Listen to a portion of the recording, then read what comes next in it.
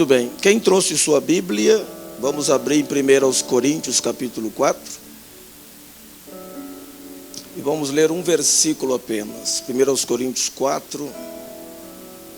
Vamos ler um versículo. Mostra aí para quem está ao seu lado.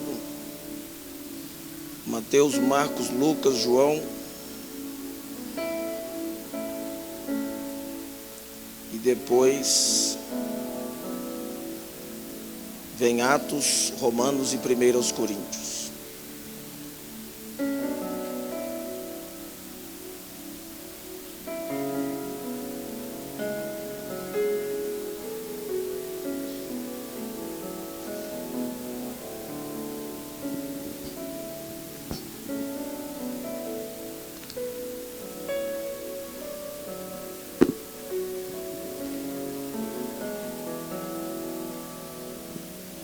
Primeiros Coríntios, capítulo de número 4, nós vamos tratar do tema paternidade.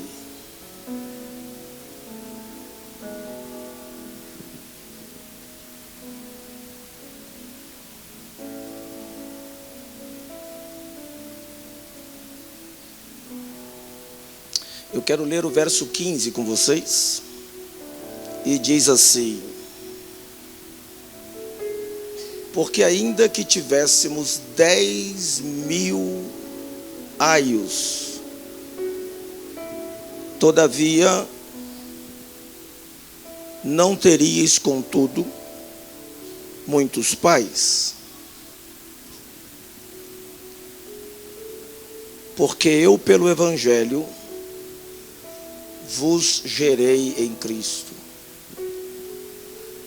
Porque ainda que tivesseis 10.000 aios em Cristo, não teríeis, contudo, muitos pais.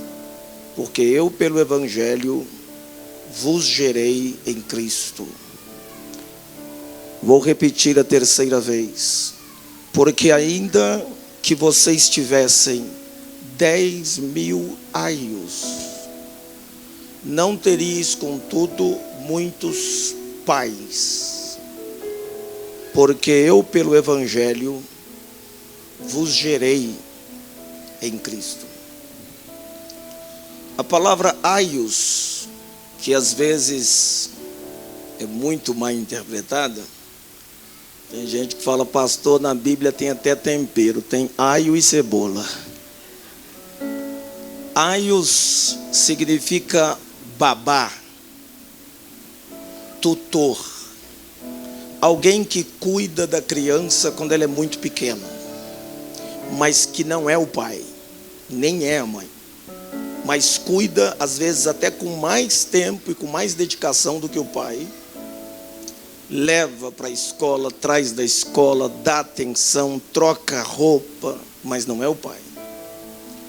Paulo escreveu em 1 Coríntios 4,15: porque ainda que tivesseis 10.000 babás, 10.000 tutores, 10.000 cuidadores, 10.000 aios, todavia não teríeis muitos pais. Porque eu, pelo Evangelho, vos gerei em Yeshua HaMashiach. Põe a sua mão assim no coração e vamos orar. Diga: Pai, fale ao meu coração pela tua palavra. Obrigado pelo privilégio de te chamar de Pai. Faz de mim um ser humano melhor e me ajude a colocar a tua palavra em prática. Que a tua palavra se torne milagre dentro de mim, em nome de Jesus. Amém e amém. A palavra pai já traz muita coisa dentro dela. Só dizer pai já está se dizendo muita coisa. Na verdade, é impossível esgotar um assunto num sermão de 3 horas, se você vai falar de pai. A palavra é tão especial, em hebraico é Abá, que Deus chama-se a si mesmo de Abá, de pai. E ela é uma palavra tão especial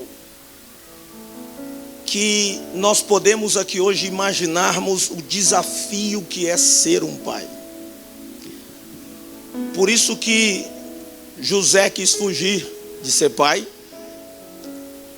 Por isso que o primeiro pai da terra, Adão, falhou, porque teve que assistir os irmãos se matarem, os filhos se matarem. Caim matou Abel. Por isso que não se deve ser pai muito cedo, que a paternidade ela é determinada por você ter ou não filho. Assim como o pastoreio, assim como a liderança. Líder, a palavra líder é de origem anglo-saxônica. To leader, to take by the hands, é alguém que vai à frente, que pega pela mão e guia e te inspira. É uma palavra que ela nem aparece na Bíblia, não tem a palavra líder na Bíblia. A palavra na Bíblia, toda vez que Deus quer chamar um líder, Ele chama de servo. Não tem essa palavra, é uma palavra moderna. E a palavra líder, que é de origem anglo-saxônica, vem do inglês, ela tem o sentido de alguém que não diz para você ir, mas vai na frente. E uma pessoa pode ter 90 anos e não ser pai. Uma pessoa pode ter só 18 e já ser pai. Pode ter só 15 e já ser pai. Mas o meu conselho é que ninguém deve ser pai muito cedo. Existem pais biológicos aqui hoje, nos assistindo também pela internet. Tem pais adotivos, assim como foi o pai de nosso Senhor Jesus Cristo, José. Assim como Deus, porque Ele nos adotou em Cristo Jesus, disse Paulo, é a doutrina da adoção. Existem pais espirituais que são chamados pais na fé, como Paulo se apresenta no texto que nós lemos hoje como pai na fé. E os seus pais, vocês que estão aqui hoje, são da família Colheita, são os melhores, porque é com eles que você pode contar. Silas Malafaia não vai vir aqui te ajudar se você tiver problema. Ele tem uma mala de coisas para cuidar. Marcos Feliciano não vai vir te atender. Não fique imaginando que por alguma razão a Ana Paula Valadão vai vir aqui aconselhar você, porque para trazer o diante do trono eu já fiz o levantamento. Quando fiz na época era 120 mil reais. Ela não vai vir fazer um aconselhamento com você. A Aline Barros, quando você estiver aflito, ela não vai vir aqui conversar. Ah, mas eu gosto é da Aline, mas ela não vai vir aqui conversar com você. A Aline Barros conversa com Bial. E ela foi bem na conversa com Bial e testemunhou de Cristo. Pelo menos eu achei. Cantores gospel, no geral, não virão aqui em Teresópolis ministrar encontro com Deus para você. Ficar lá sexta, sábado, domingo ministrando encontro com Deus para você. Eles não virão. Eles estão interessados no encontro com a Fátima Bernardes. Billy Graham prega melhor do que qualquer um de nós, mas ele não vai vir aqui pregar para você porque ele já morreu. Se ele vier, você expulsa. Quando um ente querido seu morre, os pastores que estão na moda não subirão a serra para te atender. Você acha que... Eu conheço alguns deles, conheci agora em São Paulo pessoalmente, eu e minha esposa, pastor Luciano Subirá, ministra muito. Mas pode ficar tranquilo, se precisar de aconselhamento, ele não subirá a serra para te atender. O Luciano não subirá. Quem vai te atender mesmo é o Marcinho, que estava falando aqui antes de mim, o Andrezinho, o Charden, que não dá nem para falar Chardinho, que fica estranho, é o Sandrinho. Se um ente querido seu falecer, você precisa chorar, você vai chorar no ombro do Sandrinho, da Julianinha, da Alessandrinha, da Elis, da Vanderleia, da Danielinha, do Arcelinho. É a gente mesmo. Quem não tem famoso, caça com a gente. E Paulo escrevendo disse: vocês podem ter 10.000 pessoas que vocês assistem no Facebook. Vocês podem ter 10.000 babás, mas Pateia, Pai, Abba, vocês só têm um, porque eu vos gerei pelo Evangelho em Cristo Jesus. Então, graças a Deus, essa igreja tem pais espirituais e mães espirituais. Dá um aplauso a Jesus.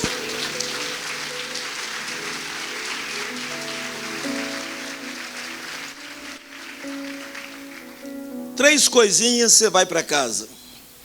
Número 1, e é uma palavra para os pais, para a gente. Algo que Deus falou no meu coração nesta tarde, e eu estou compartilhando com vocês. Eu tenho pilhas de sermões sobre pais, caixas e caixas e caixas e caixas de apostilas, de mensagens de estudos sobre pais. Eu comecei com 17 anos. Tem algumas que estão escritas em máquina de datilografia. Você não sabe nem o que é isso. A maioria de vocês não sabe. Eu fiz um curso chamado datilografia. Depois veio uma máquina chamada IBM. Que aí ela voltava assim. A outra não era. O negócio vai indo. Depois. Um dia meu filho, o Vitor, me viu digitando. Disse: pai, você digita muito rápido. Eu fiz datilografia, meu filho. Dati o quê? Datilografia. Então era antigo. Escute. Poderia trazer muitos sermões para vocês. Fora os que eu tinha em disquete, que a Daniela foi jogando fora. Sabe o que é disquete? Sabe não, né? Sabe? Quem sabe o que é disquete? Uau, que bom. Negocinho assim, quadradinho. Disquete, pilhas de disquete. Algumas eu não acho, mas lá em casa a Daniela foi quebrando, vai jogando fora. A Daniela não gosta de coisa velha, vai envelhecendo, ela vai jogando fora. E eu estou ficando preocupado porque eu estou com 48 anos.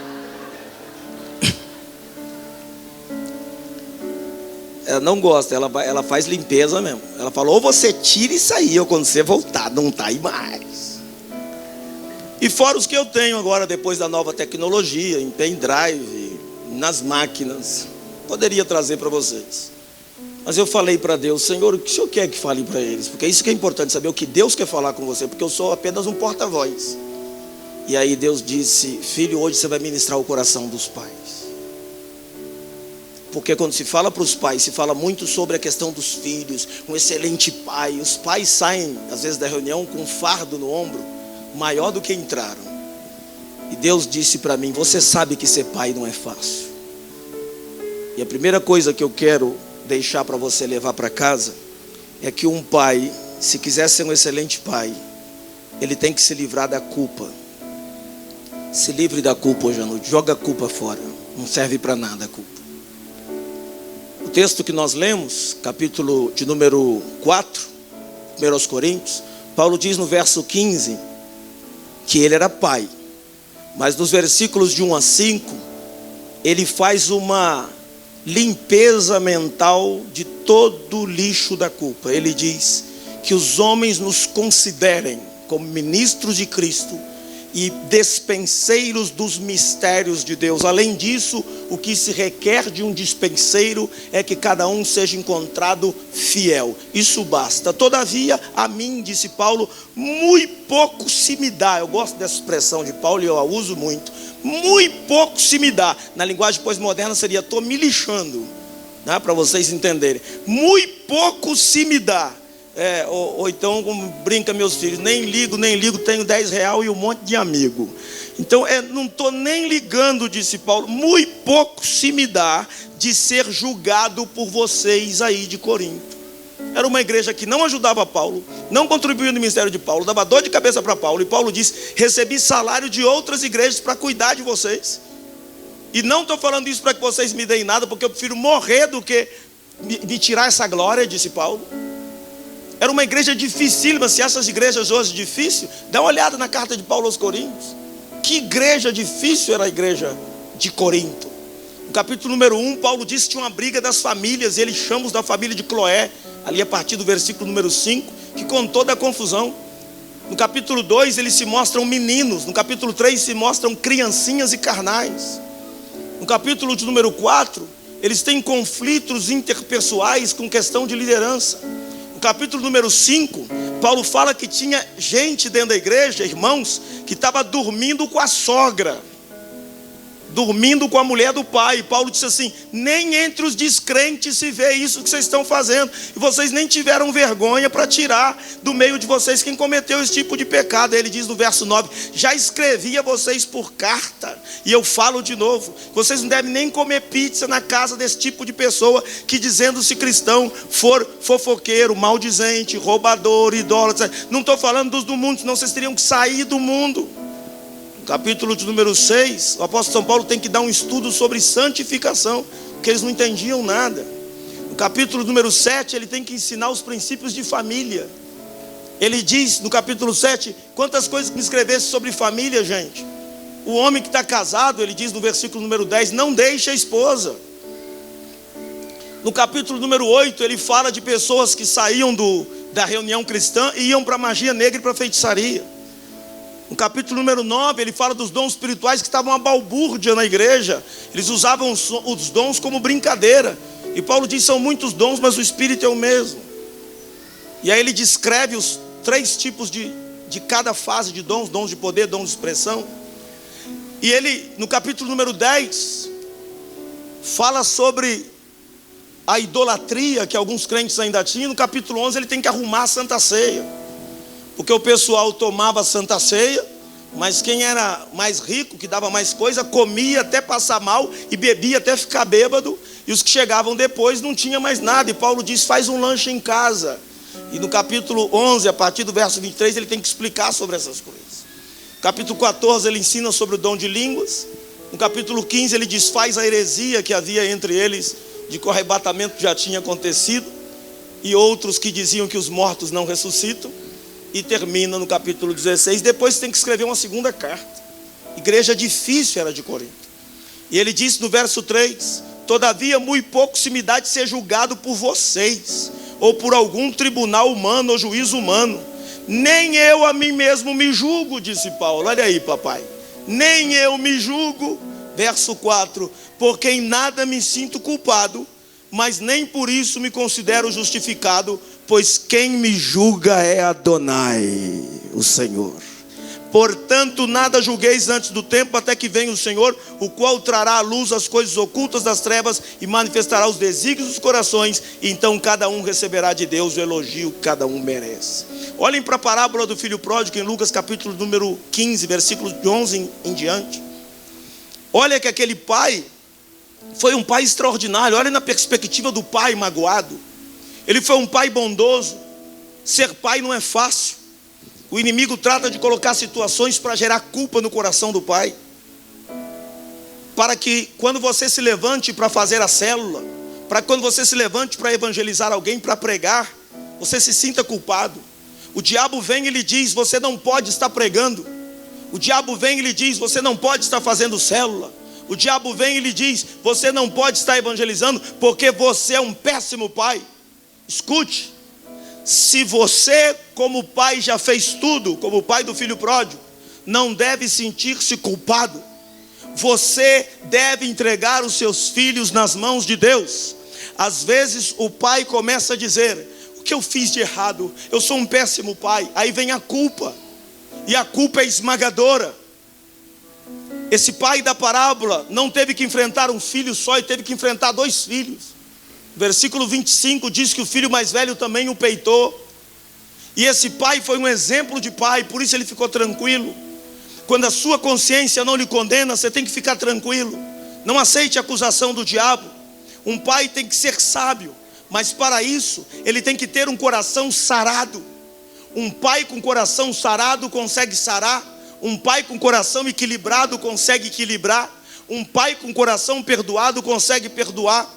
Um pai que foi livre da opressão consegue não oprimir, porque a história nos mostra, a sociologia e a psicologia, que oprimidos oprimem, que abusados abusam, que ofendidos ofendem. E é uma tendência na alma humana. Se você tem um filho, querido pai, que tem conflito Talvez ele seja muito parecido com você. Nós não suportamos nossos defeitos nos nossos filhos. Então você começa a se corrigir e começa a ajudar o seu filho. E você vai ver que isso tudo vai mudar. Eu vou lhe dar 10 dicas. Número 1, não permita acusação. Cristo não veio para trazer acusação, Cristo veio para levar a culpa. O diabo é o acusador. Conselho número 2, busque ferramentas. O que significa isso? Buscar coisas que lhe ajudarão a investir tempo, a investir relacionamento. Número 3, leve todas as feridas à cruz do Calvário. Tudo que lhe ofender, leve para a cruz e deixe lá. 4º lugar, faça um intercâmbio na cruz, com a cruz do Calvário, entregando as suas cargas, recebendo o perdão e a cura. 4º lugar, ore por cada um de seus filhos. Eles têm fraquezas e têm qualidades. Este é o 4º, ore por cada um deles. 5º, não permita amargura. Isso cria raízes e te adoece, te faz mal, vai te levar para o caixão muito cedo. 6º, deixa seu filho no altar, envolva ele no ministério. Para de encher a paciência dele quando demora na rede de jovens. Para de ficar pegando no pé porque ele está indo muito na igreja. É melhor ele ir na igreja. 7º, relacione-se com ele. Sai para jantar com ele, marca um lanche, toma um café. 8º, não aceite sentimento de rejeição. Um pai que se sente rejeitado vai rejeitar o filho. Às vezes você está sentindo que seu filho está te rejeitando, o diabo põe isso. Não acredite nisso, ele não vai te rejeitar nunca. Deus fez para não ser assim. O amor funciona no coração humano mais facilmente do que o ódio. O sul-africano Nelson Mandela disse: as pessoas não nascem odiando, elas aprendem a odiar. E se elas podem aprender a odiar, elas também podem aprender a amar. E o amor chega mais facilmente ao coração humano do que o ódio. É mais natural amar. 8º, não aceite, já falei, sentimento de rejeição. 9º, anule palavras negativas proferidas. Você como pai tem autoridade de cancelar palavras negativas e liberar palavras de bênção. E 10º e último, perdoe. Se você quer ter filho, quem aqui ainda não tem filho, levante a mão. Às vezes não tem nem dinheiro, quer ter filho. Se você não tem filho, você precisa saber, você precisa de 3 coisas principais. Tempo. Eles tomam tempo. Filhos tomam tempo. Quando começam as aulas, os filhos choram e os pais riem. Tempo. Eu vi um videozinho dos pais liberando a criança para ir para a escola. Está aqui os dois, o menininho vai descendo com a mochila assim. E os pais. Aí o menino dá uma olhadinha para trás, que ele sente que tem um barulho estranho. Ele olha, aí os pais param de dançar na frente. Meu filho, vai com Deus. E o menino vai para o 2º degrau com a mochilinha. E os pais lá em cima começam a celebrar. Por quê? Não é porque não amam os filhos. Filho exige tempo. Não quer dar tempo, não arranje filho. Não quer dar tempo, não case. Eu só quero fazer as coisas, pastor. Vai tomar cibalena. Mentira. Tempo, diga tempo. 2º, consistência. Os filhos não aceitam superficialidade. Você tem que ser consistente. Eles querem sentir que aquilo é verdadeiro. 3º, paciência. Paciência você multiplica por 12, se quiser ter filhos. Agora a mulher ajuda nisso. Quantas mulheres tem aqui? Que tem mulher pensando, para que eu vim nessa reunião? É só sobre homens. Não, o homem é o cabeça da mulher, mas a mulher é a glória do homem. O homem é o cabeça, mas escutem isso. A mulher é que dá identidade para os filhos. Quando a mulher se envolve no ministério, os filhos pensam, ministério é importante, que se minha mãe está envolvida nisso é porque é importante. Caim matando Abel mostra o fracasso da primeira família. Você vê que desde que Adão pecou, nos tornamos como a lua. Nós temos um lado obscuro no nosso caráter. Quem aqui já viu alguma coisa em você que você não gostou? Levanta a mão. Quem não está levantando é porque está vendo demais. Aí não... Mas todos viram.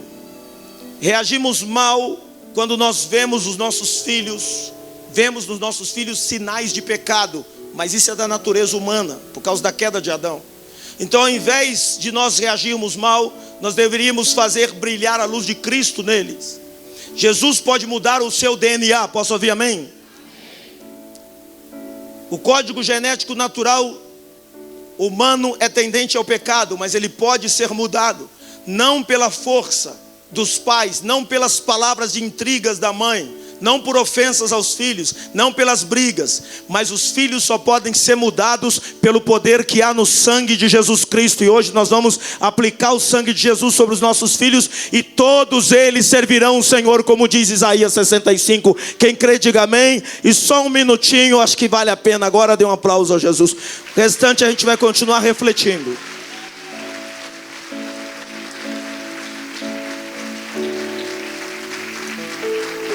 Eu estou tendo cuidado hoje que vocês não se expressem muito, para que a gente aprenda mais e reflita mais. A Bíblia fala de várias rebeliões, e essas rebeliões vão passando de geração. A rejeição, ela se transforma em rebelião. Uma pessoa se sente rejeitada, ela se rebela. O amor uns pelos outros e o amor de Cristo vence a rejeição. Eu vou falar outra vez: o amor de Cristo e o amor uns pelos outros vence a rejeição. Se tiver amor dentro de uma casa, os demônios não ficam lá. Não, você não está me entendendo. Se tiver amor dentro da sua casa, os demônios não ficam lá. Mas não adianta falar amém, você tem que amar.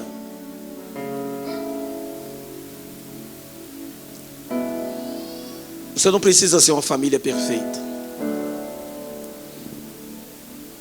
mas precisa ser uma família apaixonada por Jesus. Tem homens que só levam tensão para dentro de casa. Tem mulheres que só levam dramas para dentro de casa. Você não tem que se impor. Jesus nunca se impôs. Ele liderava pelo exemplo. Se você começa a falar muito, os teus filhos têm um controle remoto na alma deles. Eles apertam um botão chamado mute. Aí você... Eles não estão te ouvindo mais, só estão vendo.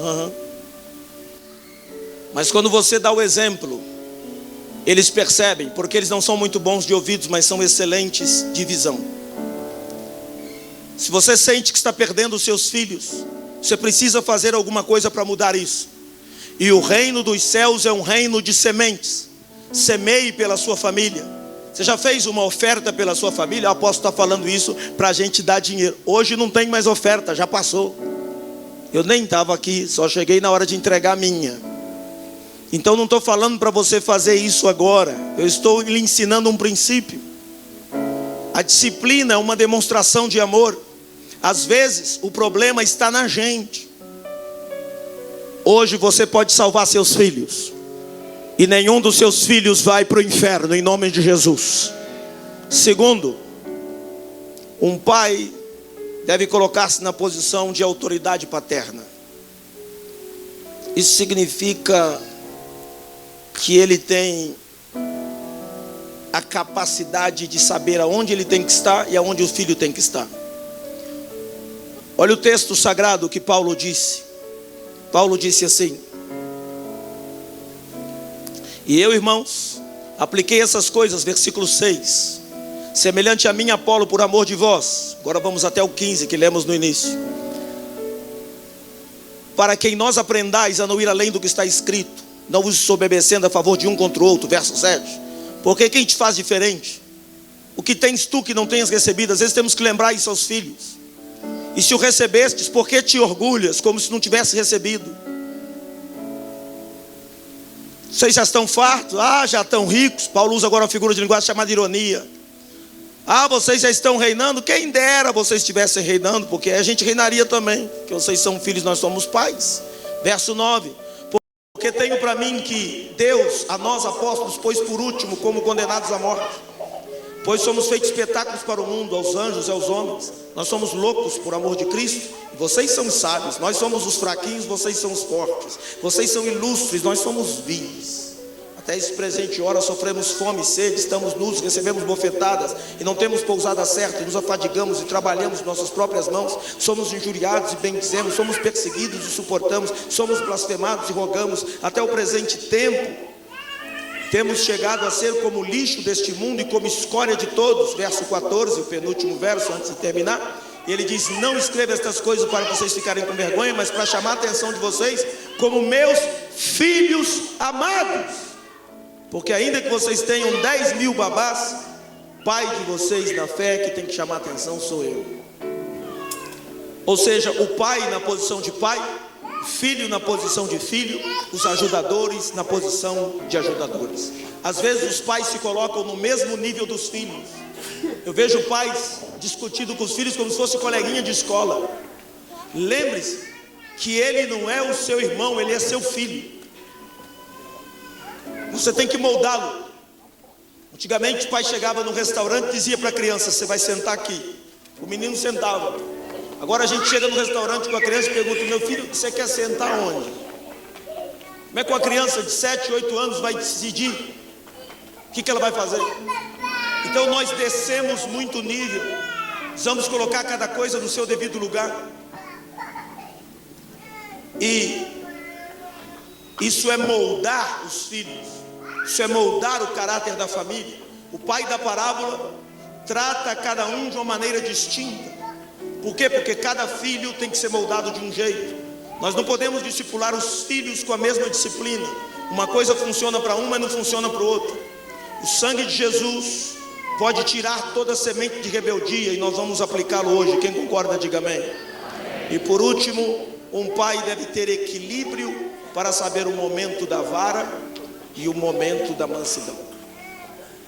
Tem pai que a hora que é para abraçar ele briga, e a hora que é para repreender ele abraça ou estica. Eu fui ministrar numa casa, estou conversando com a família, o menino está do lado de fora assim, a porta da sala aberta, ele jogando água assim com a mangueira no pai. O pai: para com isso, para com isso. Eu era pastor lá no Triângulo Mineiro, pra você não ficar aí tentando adivinhar que casa que era. E aí tá o menino jogando água. Para com isso. A irmãzinha dele está do lado, e o pai disse assim: se você jogar água de novo, desculpa pastor, se você jogar água de novo, vou te dar uma chinelada que você nunca mais vai esquecer. A menininha estava do lado, disse, virou para o irmãozinho e disse: que nada, fulano, ele sempre fala isso. Não fale se você não vai fazer. Daniela, eu tenho que agradecer a Deus por minha mulher, é fera. Rafael era pequenininho, vem cá, você vai tomar uma chineladinha no bumbum por causa disso, que isso tem. E eu estou aqui na porta olhando. Aí meu coração já está mole. Ele vira para ela e fala assim: mamãe, pode ser de falda? Aí a Daniela olhou e disse: Acélio, sai daqui. Eu disse: não, é isso mesmo, meu amor. Dou graças a Deus pela firmeza da minha esposa, que tem sido fundamental na criação dos meus filhos. E olha o que Paulo disse então nos versos 16 a 21, sobre equilíbrio e sobre saber o momento de vara e o momento de mansidão. Admoesto-vos, portanto, verso 16, que sejais meus imitadores. Vocês não tem que imitar babá. Ah, babá se desviou. Ah, o aio se desviou. Alguém que estava cuidando se desviou. Não tem problema. Vocês têm que me imitar, disse Paulo. Por esta causa vos mandei Timóteo. Olha a importância de você honrar quem o líder manda, que é meu filho também, é irmão mais velho de vocês, mas é meu filho, é fiel no Senhor, o qual vos lembrará dos meus caminhos em Cristo, como por toda a parte ensino a cada igreja. Todo líder tem um Timóteo. Mas alguns andam ensoberbecidos, como se não houvesse de ir ter convosco. Mas em breve eu estou indo aí em Corinto, se o Senhor quiser. Então eu vou conhecer, não as palavras dos que andam metidos, mas o poder. Porque o reino de Deus não consiste em palavras, mas em poder. O que vocês querem que eu vá ter convosco? Com vara ou com amor e espírito de mansidão? Porque eu sou pai, eu tenho as duas coisas. Paulo está dizendo: vocês querem vara ou querem espírito de mansidão? Tem hora que é vara, tem hora que é espírito de mansidão. Nunca espanque seus filhos. Nunca agrida seus filhos. Nunca bata no rosto de uma criança. De preferência, nunca use sua mão para bater. A Bíblia é tão técnica que ela diz vara. Pega o chinelinho, Não é quando está com raiva, não é quando está nervoso. É uma chineladinha firme e leve no bumbum. Tá! É uma. E explica por quê. Não faça isso tardiamente, porque a memória da criança passa, ela não lembra porque está apanhando. Agora, agressividade, espancar a criança, deixar o olho roxo, aí já não é coisa de pai, é coisa de Satanás. Ah, isso é coisa de Satanás. Não precisa nem de lei de Brasília para isso. É só ter vergonha na cara que não faz isso. Ok? Agora tem que saber o momento da vara, que é repreensão, e o momento de dar carinho. Quem está entendendo, diga amém. Ok. Hoje eu quero orar pelos pais. Mas vou orar por todos também, lógico. As mães também. Vamos ficar todos em pé e eu quero orar pelos pais. Aliás, antes de orar, desculpem, se assentem. Eu tinha dito que ele precisava passar um vídeo, falei para eles e eu mandei, eu mesmo esqueci do vídeo. Era para ter sido passado no início, mas vamos vê-lo agora.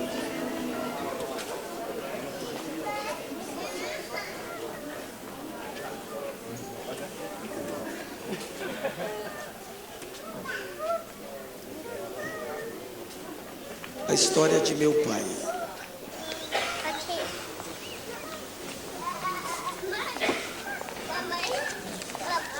Daddy is the sweetest daddy in the Meu pai world. é o pai mais doce do mundo.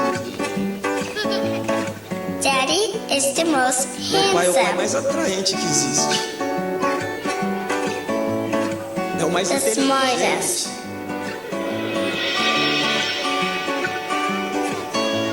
É o mais esperto. the most clever,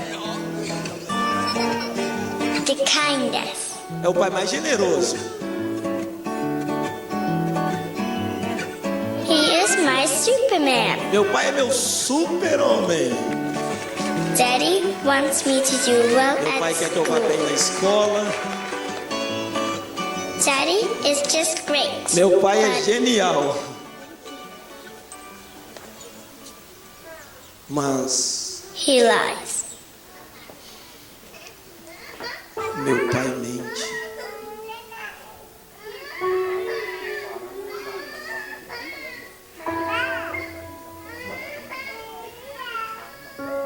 Mente sobre ter He lies about having a job. trabalho. Mente sobre ter dinheiro. He lies about having money.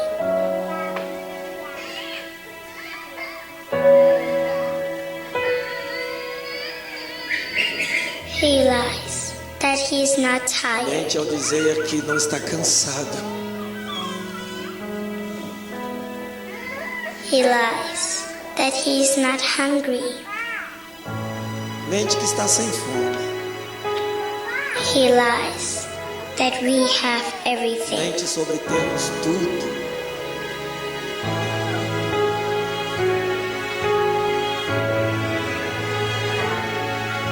He lies about his Mente sobre a happiness. sua felicidade.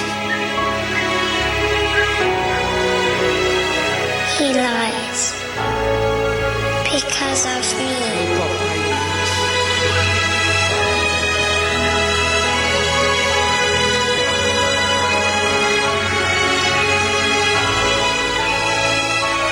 Por minha causa. Para que eu possa viver uma vida feliz. Eu amo meu paizinho.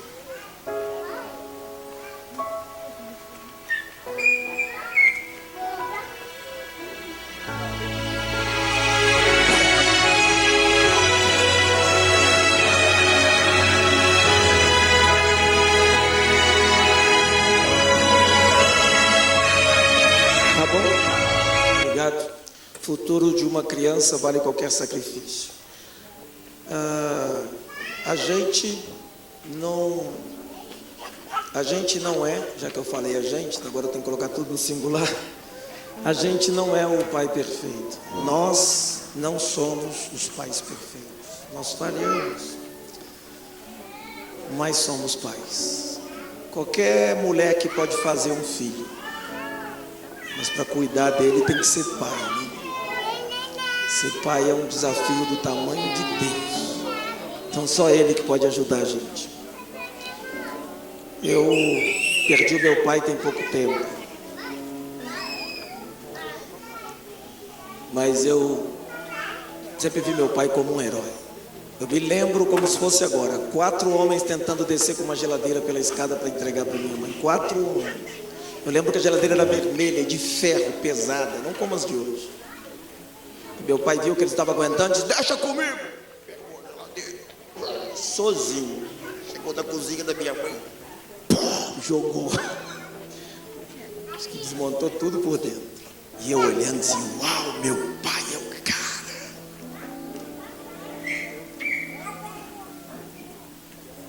Eu podia ficar aqui a noite inteira contando histórias do meu pai. Mas eu acho que é a maneira que a gente vê. Esses dias brincando de bola com o Rafael, ele disse para mim: papai, se você tivesse sido jogador de futebol, você teria sido melhor que o Cristiano Ronaldo. Aí depois dessa, cara, aí estufei o peito e disse: toca para mim. Vamos, Caim.